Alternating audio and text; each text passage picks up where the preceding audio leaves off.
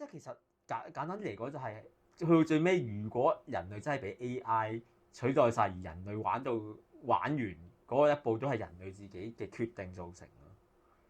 咁一定係嘅。所以其實，哇，你舉緊嘅可能性，我覺得係有可能，係絕對有可能嘅。即係好似而家咁啫嘛。是但邊個總統突然間，喂佢臨老啦，收皮啊！跟住佢覺得，屌我都死㗎啦！睇你呢個國家唔上下好耐啦，屌唔好射幾支核彈過嚟先，最多一齊死，我都死。係啊，如果我係一個憤怒嘅總統，我係一個憤怒嘅獨裁者，係啊，我手握有毀滅世界嘅武器，而我都就係死。如果你真係好撚嬲，你會點樣？其實有人講過話，普京其實係呢個 stage 㗎。唔知㗎。哦，俾你哋美國踩咗咁多年，我又70幾歲啦。如果我打仗又輸撚埋，兵力又輸撚晒，我有核彈喺手。如果當年希特拉有核彈，係賴緊嘅嘢我嚟講。係啊，你吹滅我嘅第三帝國。你諗下，美國有核彈嘅時候，佢係點樣對日本嘅？哇！嗰陣時係佢凌駕其他國家有核彈喎，佢嗰陣時係即刻攞嚟試喎。係啊，戰爭嘅時候，即係好彩人類擁有核彈嘅時候未去到世界毀滅，但係其實係絕對有呢個可能性，只要有一兩個諗錯嘢。所以一定唔可以單邊得勢咯。美國唔可以單邊喺 AI 科技上面勁，中國都唔得，一定要兩方或者以上嘅勢力挾持住雙方先得。因為只要是但得一邊有呢，個世界都會好危險。仲要講緊嘅可能係嗱，美國呢啲國家都好啲，因為佢起碼都係一個有民主同埋佢哋有唔係一個總統話晒事咯。但係如果一啲國家係獨裁嘅，由一個總統話晒事嘅，咁佢真係如果佢優先獲得呢個技術嘅話，佢可以做出好多一個人好黐線嘅行為咯。係啊，因為你諗下秦始皇咁樣，佢一個人掌控晒所有權力，佢要焚書坑儒，佢要起城牆，一個指令全部人一定要做，因為佢有軍力、有權力集晒喺身上。係啊，所以如果有一個人真係佢有好大權力，而佢惱羞成怒嘅時候，有啲嘢佢睇唔順眼，佢可以毀滅埋呢個世界咯。如果當佢去到，尤其是 AI 係一種，我覺得係真係可以毀滅世界嘅嘢。當我咁樣傾完之後，咁其實係好危險成件事。係啊，即係本身雖然係講緊話AI 取代人嘅工作嘅，但係我相信可能 AI 取代人嘅工作之前，哇！如果 AI 取代人嘅工作咧，已經係一個好 critical 嘅 stage 嚟㗎啦。係啊，其實即係可能係 AI 可以取代人嘅工作，即係其實簡單嚟講就係佢 imply 緊就係可以有一個人係成個國家都唔需要國民，只需要佢有一隊 AI 軍隊加一隊幫佢管理國家嘅 AI。你要生育㗎嘛？唔係我生嚟做咩？生嚟做咩啫？我整工廠咯，整間工廠出嚟 train AI 咪生育咯。雖然係呢啲嘢都係好似好狂熱咁樣，但係我覺得係呢個世界嘅。你諗到嘅嘢，我又諗到嘅嘢，你覺得其他有權力嘅有錢嘅人諗唔到？係啊，即係橫掂話，即係有啲人係不顧人，即係我其實對人類都冇乜特別留戀。人類喺呢個世界長河入邊繼續生存落去都唔緊要，但係咧我咧係想我係有生之年玩啲嘢喎。即係 AI 係第三次世界大戰嘅主要角色，咪好似變緊咗 Terminator 咁樣咯。係啊，未來戰士啊，係咪叫未來戰士啊？係啊，咪即係好似變咗未來戰士咁咯，黐線㗎！咪就係啲 AI 侵略人類咯，之後有啲有人性嘅 AI 同冇人性嘅 AI 咯。我諗個分別係個分別就係咯，即係人類俾唔俾 A，即係其實因為要制服 AI，一定要揾翻 AI 㗎嘛。咁邊班 AI 企喺人類嗰邊，咪班 AI 咪幫人類打咯。即係如果玩到咁啊，我哋可能已經講第四次世界大戰。係講得有啲遠，但係我覺得係。但係我覺得係人類諗到嘅嘢都唔會話太過離地咯。坦白講，好合理嘅啫喎。係就好合理㗎。當有一個掌權者諗錯嘢，就真係會咁樣㗎啦。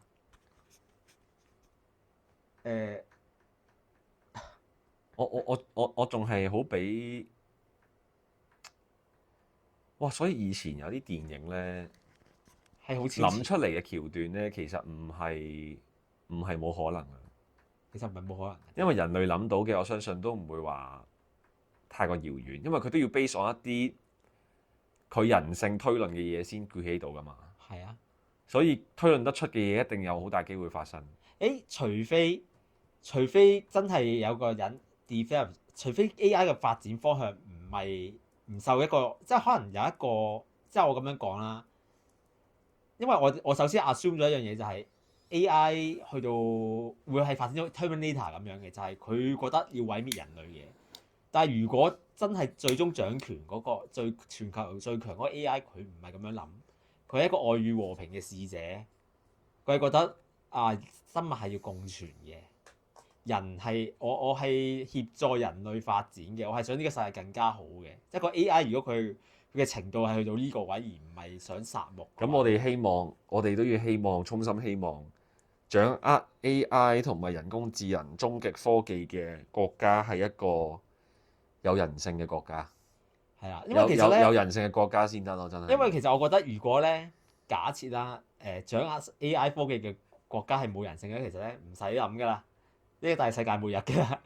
但係如果假設係有人性咧，假設佢所 develop 落出嚟嘅 AI 佢係主張愛與和平，主張人類點樣共存，人類同 AI 點共存嘅，我真係唔係冇可能㗎嘛。但係我覺得只會係表面嗰陣係咁，第二嗰陣都係離唔開嗰啲嘢。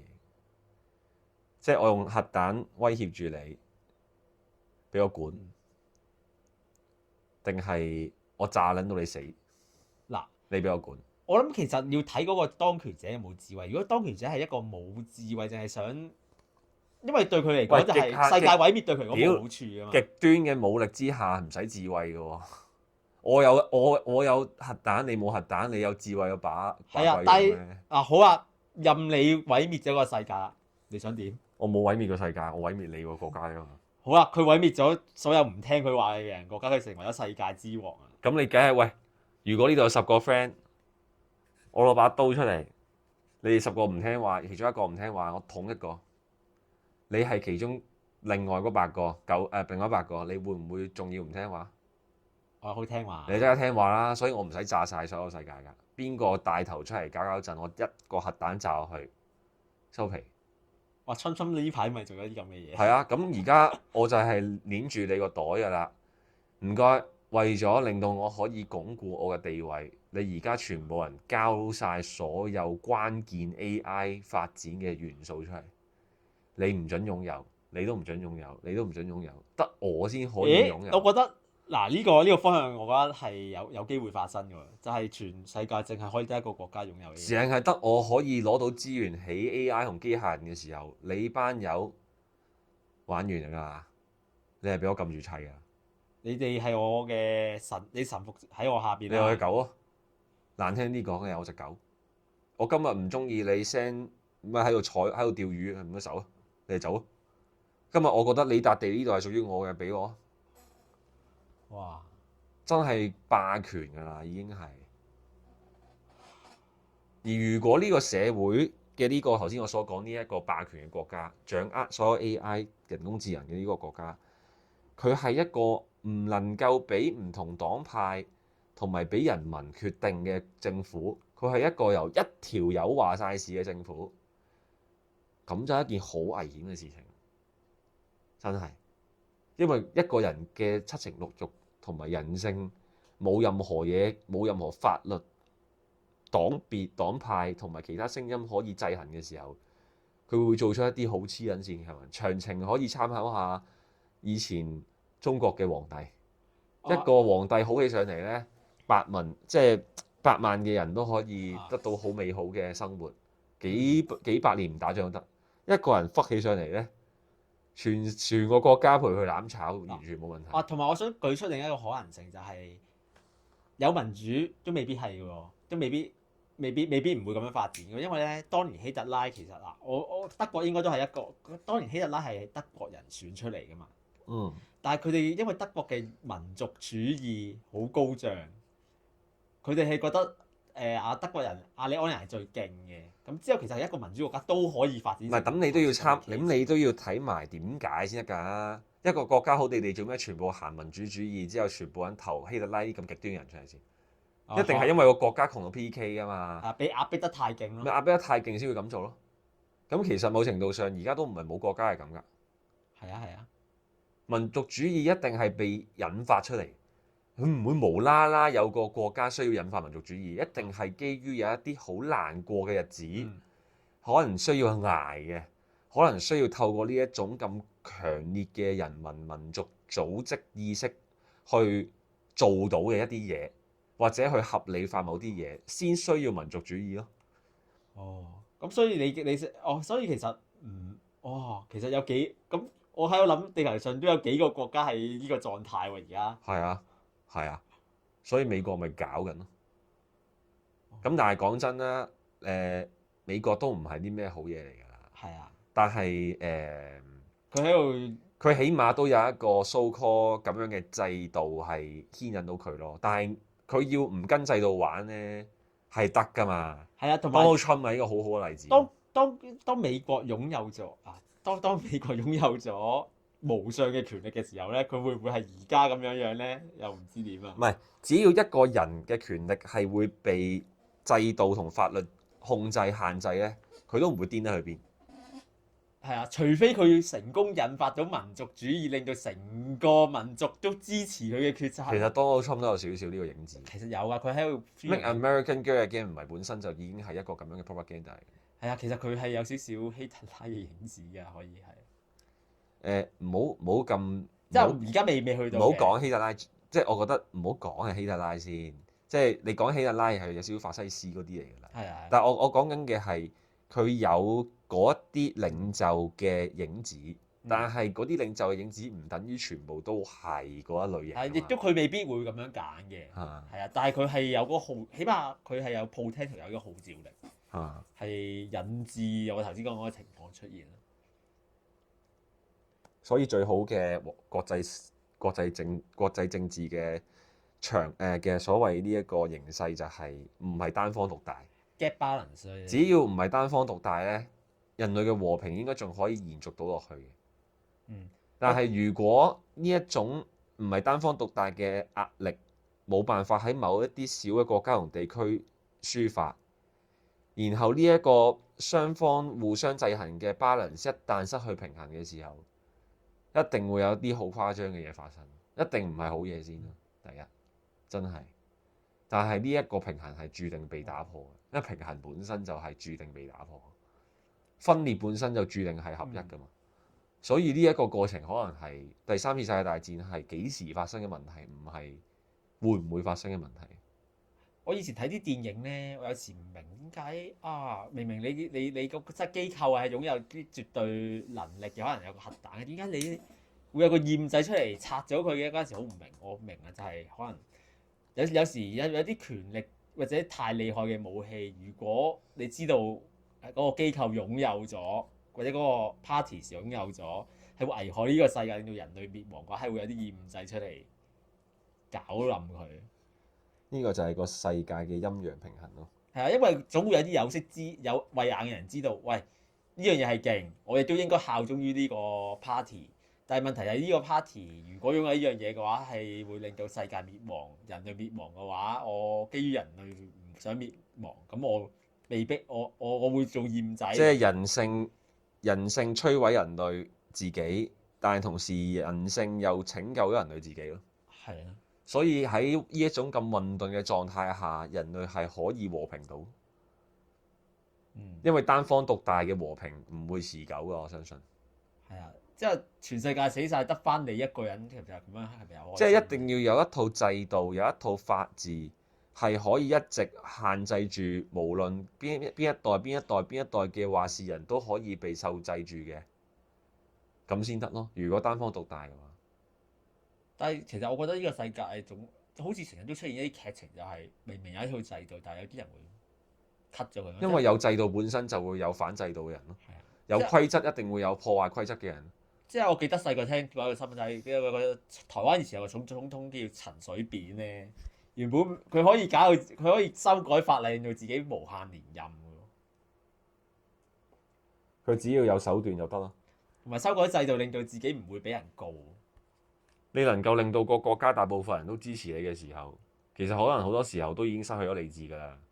即係我就係信你呢個人，所以你講咩話咩都係。有個人行出嚟做總統，我得到晒呢個國家百姓嘅民心，成副和平啊、理性啊、好為個國家着想啊嘅形象形態，反戰心態，好左派嘅。點知佢上完場之後呢？哇！突然之間調轉個肚皮，反轉個肚皮，哇！原來我係一個好戰獨裁嘅。一步一步咁樣趁住國家啲人唔小心咁攝咗入去嗰個位度。而人係唔知點解係會傾向覺得自己當初嘅選擇係冇錯，即係就會慢慢都俾個總統 enroll 埋啊，佢做得啱嘅，咁即係支持埋佢。唉，其實越講就越似而家啲狀況。而家國家嘅形勢都係咁，即係世界形勢都好似。即係所以你話如果探討呢個問題，即係 AI 人工智能取代工作咧，其實係你好難會去諗之後嘅嘢，因為係我覺得個焦點唔係取代工作，係取代工作背後嘅意義所引發嘅嘢。你明唔明我講咩？係啊，因為工作本身嘅範圍好大，唔係淨係咩服務業啊、製造業、金融業喎。可能政府某啲部門嘅管理都係由 AI 做決策，咁都係一個取代工作嘅範疇嚟㗎嘛。但係嗰啲決策唔會係一啲好大決策咯，因為你係當權人，你點會將個權利交俾 AI 傻咩？權利咁辛苦攞到嘅嘢，權力啊講緊，你係一個好辛苦攞到咁大權力嘅人，你會唔會將你嘅權力拱手俾 AI？梗係自己玩啦。但係你可能你打遊戲都係咁㗎，你能夠控制成個軍隊國家，你唔通交埋俾 AI 決定？咁你玩嚟做咩？你咪即係喺度玩嗰啲白痴手遊咯，即係撳完掣之後，啲 AI 自己喺度，啲程式自己喺度 run，跟住你淨係喺度望住佢哋喺度加數字，你唔會玩，你唔會咁樣玩咯，肯定。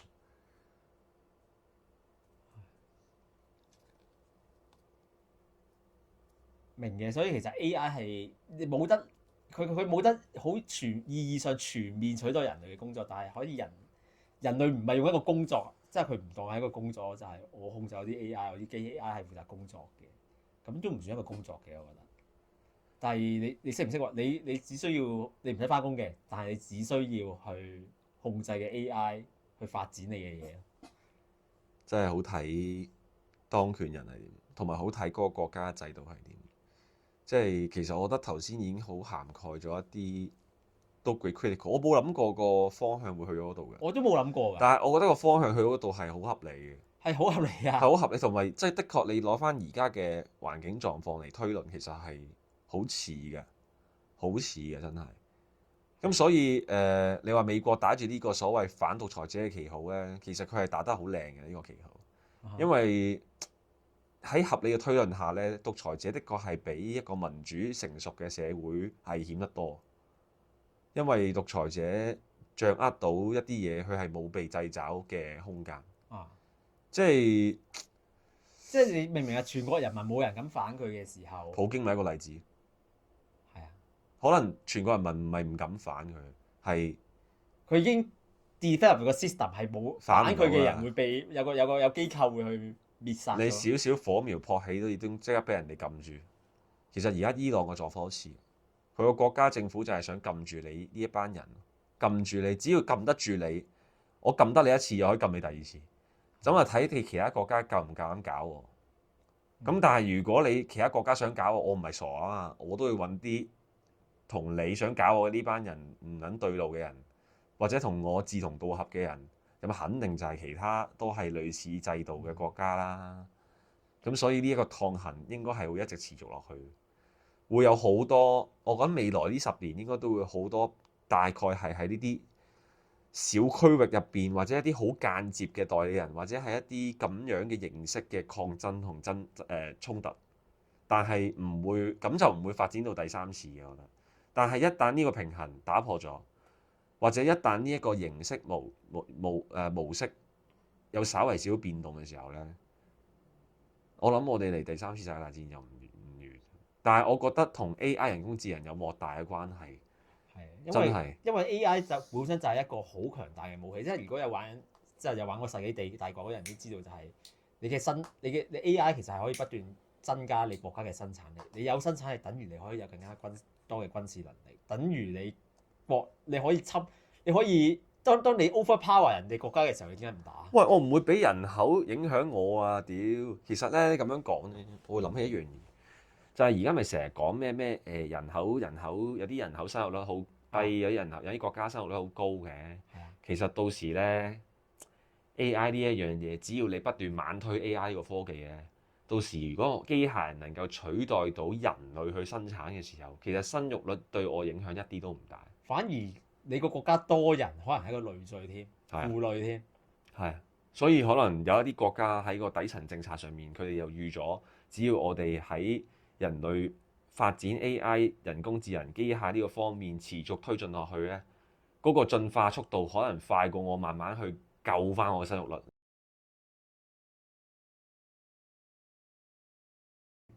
即係可能不久將來會出現一堆人係望到我哋頭先望嘅嘢，之後就開始係反對繼續投放資源去 develop。其實而家已經有啊，但係我覺得係阻止唔到，因為而家啲大財團同埋最撚揾到錢嘅嘢就係 AI 科技，抌咗咁多錢落去喎，抌咗咁多錢資源落去喎，仲要繼續推緊喎，邊有可能會因為你少少呢啲所謂對於人性未來嘅擔憂，然後會 stop 咗佢啊？冇可能嘅事。就算打緊第3次世界大戰都好，啲人都係唔會 stop 呢樣嘢。喂，我打緊仗，我更加要 develop AI 啦。但係當個 AI 真係開始失控嘅時候，有邊個人可以阻止到？冇人可以阻止到。其實人類距離滅亡都真係某幾個重要嘅人做歪少少決策就滅亡㗎咯。其實我哋同一個掣之差啫嘛。死亡，我哋人類滅絕係一個掣之差啫嘛。我突然間諗到 Elon Musk 點解佢想移民火星？其實佢呢個幾前瞻㗎，好前瞻。你諗下，其實佢嘅分析同判斷，佢諗緊啲有可能㗎喎，真係喂，唔係講笑喎。如果你有呢個後門啊，你地球搞爛咗，真係有後門走啊嘛。而家冇後門走咧，望住個世界形勢咁亂咧，喂，真係萬一撳起掣上嚟咧，冇㗎喎。玩完㗎咯，冇啊！真係，所以我係有錢佬，我要做咩？我一定係打造超級地下世界俾我自己。一係我就移民火星，一係我就打造一個地下世界俾我自己。有咩事咧？我即刻匿喺下面。有套咧叫咩啊？有套劇有隻 game 咧叫做咩？唔係叫做 Fallout 啊！喂，其實佢呢個 concept 咧，我同你講啊，肯定有國家組織或者有錢家族已經係做咗㗎啦。做咗㗎啦，已經唔會等到嗰啲情況先嚟㗎，一定一早已經做咗㗎啦。國家都有㗎，即係唔好話陰謀論啦。我係有錢佬，我知道我國家形勢、世界形勢係咁，我都整啦，大佬。其實而家點解唔整啊？我整多咗又唔會蝕到啲咩嘅，但係我萬一有咩事，我真係可以匿埋喎。而家個世界局勢咁亂咧，其實咧係即係話唔埋，可能半年後就發生呢樣嘢㗎啦，可以。然後我再整個好似 Fallout 咁樣冷凍技術，然後咧等你哋上面嗰啲亂完之後咧，200年後我出翻嚟，然後我下面仲有好多資源啊、科技。你喺下邊 develop AI 咯，繼續。好撚黐線㗎喎！我交俾 AI 程式去幫我管理，幫我 monitor。咦？會唔會其實人類首先即係人類AI 取代人類工作之前，會發展出嘅係人類全部搬晒落地下居住先咧？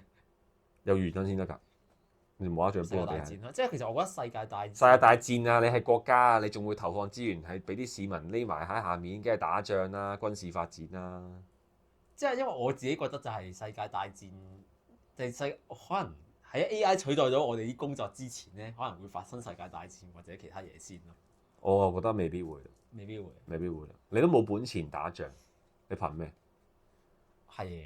喂，屌你嗰陣時一次世界大戰就係個個國家都屌你遊手好閒，又有資源先做啲咁嘅嘢啊！大家都係開始環境局勢唔係咁好啊，然後咧要透過戰爭攞好處，戰爭嘅好處大過所有嘢嘅時候，梗係打仗啦。